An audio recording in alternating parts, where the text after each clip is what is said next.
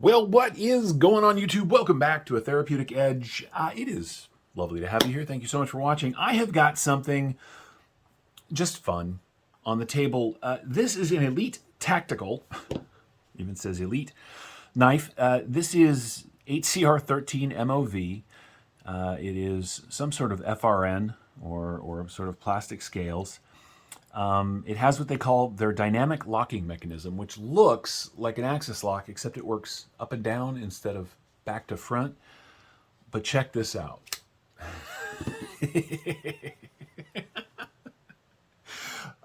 This is a monster.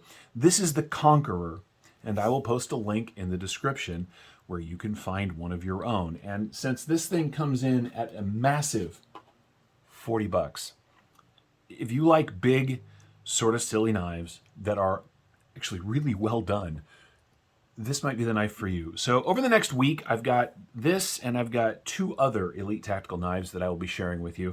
I got a bunch of them from Lefty over at, from Kevin over at Lefty EDC.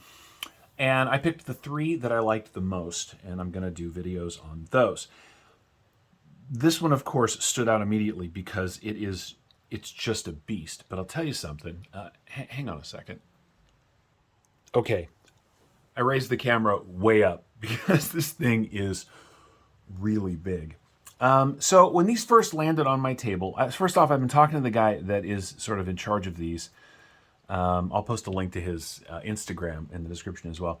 But when they first landed, I was like, yeah, I don't know. I mean, there's a lot of billboarding, right? And there's black sort of paint. You know, this is not DLC. This is just basically black paint. But then a funny thing happened. I started looking at them more carefully, and these are surprisingly well made. They really are, and the action is very good. They're just... So, like many of you, my knife journey started with $25 knives from places like Best Buy and from gas stations and from wherever I could get them. And so I'm always going to have a soft spot in my heart for inexpensive knives that are sort of overly tactical and kind of cool looking. But if you give me one that is also surprisingly well made, then we got something to talk about. And this is one of those. The fit and finish on this thing is very good. Now this one's been through a number of hands. There's a little mark right here on the outside, on the show side scale. But beyond that, it's really well put together. And the blade shape is fantastic. I mean, look at this thing. Now, I keep saying it's a big knife. Yeah, let's talk about that. So if we line this up here, this knife is 1, 2, 3, 4, 5, 6, 7, 8, 9, 10, 11 inches long. The blade is 1, 2, 3, 4 and 3/4 of cutting on 1, 2, 3, 4 and 3/4 on 5 inches of HCR13 MOV. Now, I hear you out there. HCR13 MOV, hey look, HCR13 MOV is a completely usable budget steel. Lots of knives are in HCR13 MOV, serve people very, very well. I've had tons of knives in HCR that did just fine by me. This would be no exception. And at $40 for an 11-inch knife, I mean, watch the action on this thing.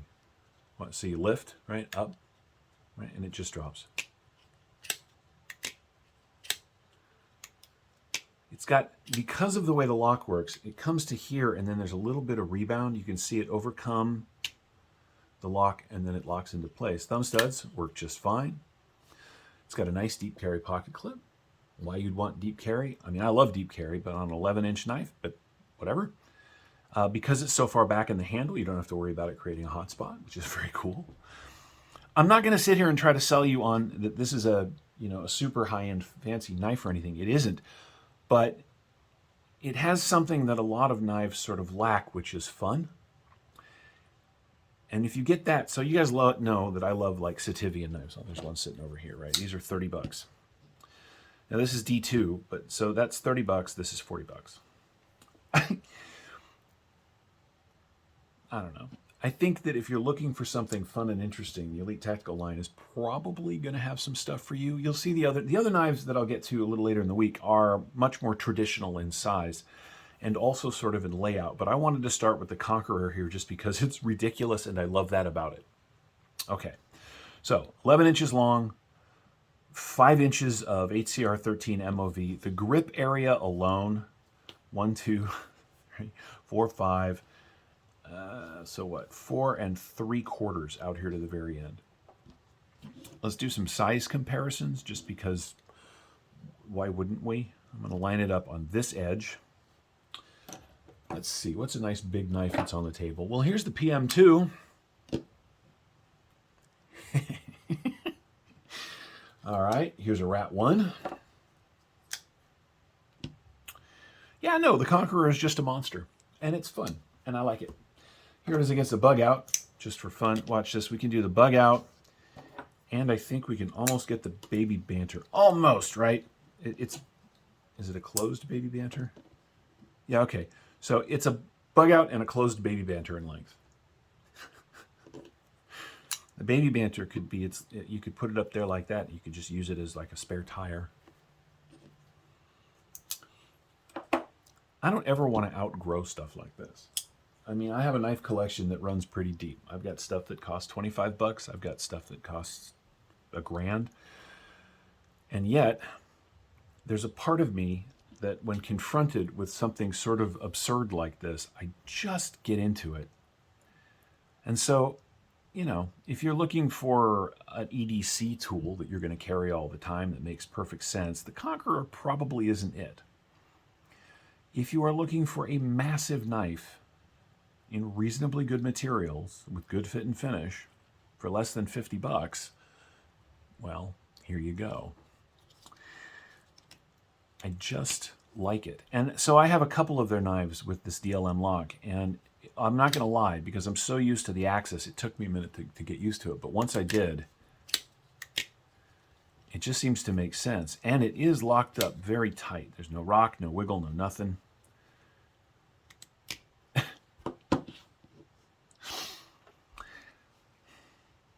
Knives are a very serious thing sometimes. People get very intense, right? You know, edge bevel angle and how long something's going to last and how well it's going to sit in salt water for all day. And you know what? They don't have to be like that. I mean, they can. But sometimes you just like a knife because it's fun. I had for a long time a Cold Steel Formax, and I don't have one anymore, but that knife was absurdly large. Now, it was made, of course, of exponentially better materials than this, but it's silly big. This is silly big, but at a price point, well, this costs about 10%. So there you go. I think at some level, knives are supposed to also be fun. I do. And so when something like this comes along that just grabs a hold of the inner 15-year-old or 14-year-old or whatever inside of me and says, dude, that is awesome, I'm going to share it with you guys.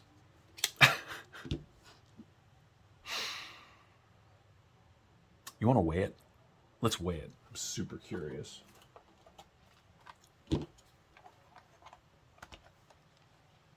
All right.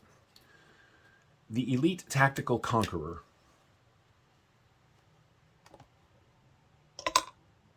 is 7.2 ounces, which for an 11-inch knife is really not that bad. That is a lot lighter than I thought it was going to be. Do I have a flashlight somewhere? I do. All right, let's see. Nope, it's just got inset liners that run the length of the knife. There is no milling. Nice backspacer, though. That looks like...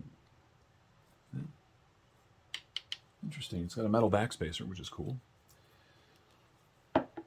Here's the thing, though. This knife is entirely useful in its size. It has ridiculous proportions, but the handle is shaped in such a way. Now, I know a lot of people don't like these sort of choils built into the handle. It makes you feel like you're forced to put your fingers up, and you are a little bit, but it's in a good spot. You can come all the way back here if you wanted to swing it at something, I suppose. It is definitely pokey enough to give something a little prod if you needed to. I haven't done a ton of cutting because it is sort of a paint-coated blade. But what I have done has gone very well. And the 8CR, for all of 8CR's many flaws, seems to hold an edge pretty well. It's gone through tubing and some cardboard and some seatbelt material and some paracord. It's done all the little basic stuff that I do when I'm trying to figure out how well something cuts. And it's just got a mile of blade. I don't know how much. Let's see. I think that we're going to discover it's a reasonably thin slice because even though it is sort of a saber grind, it does come down to a fairly nice edge. So let's see. The thickest spot back here. Yeah, we're talking about under 3 millimeters, right? So it's a reasonably thin slice, but there's no flex, right? There's no wiggle. And I will say, you know, usually when you get an inexpensive knife like this, like the grind is usually kind of crappy, but there's a little bit of a smile back here at the end. But overall, this is a fairly well-sorted, budget-friendly knife. And if you're looking for a monster, I found it. And again, it's 40 bucks. You know, buy two and throw one at somebody if you're mad at them. Keep in mind, the other Elite Tactical knives that I'll be doing this week are a little less this. But maybe this is what you're looking for. I know sometimes it's what I'm looking for. And I think that's where we're going to wrap it up. This is the Elite Tactical Conqueror. And you can tell because it yells it at you from right there on the blade. It has a cool, different style of lock. It's got a flipper tab that works every time. It's got thumb studs that work. It's got a really nice pocket clip that does a great job. There is no lefty love on this thing, which is a bummer. It's got a lanyard hole back there that you could fit a piece of rope through. And I like it. I do. And I think if you like big, weird knives, you might like it too. So follow the link and check it out. Anyway, thanks so much for watching. I really appreciate you. We'll see you next time.